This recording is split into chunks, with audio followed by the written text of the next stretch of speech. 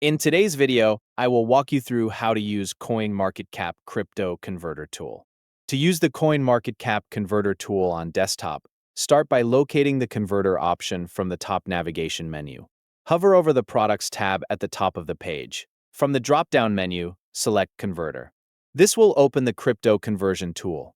You can also access the converter directly through the CoinMarketCap Converter page. Once the converter is open, you will see two currency boxes. The first box is the currency you want to convert from.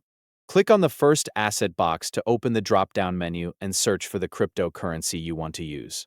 After selecting the first asset, click on the second currency box. Choose the asset you want to convert into.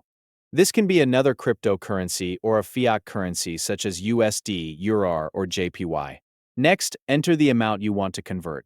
Type the quantity into either of the two boxes. The other box will automatically update with the converted value based on the current market rates. You can also use the Quick Converter option when viewing a specific cryptocurrency page. If you are already on a coin's profile page, you do not need to open the main converter tool.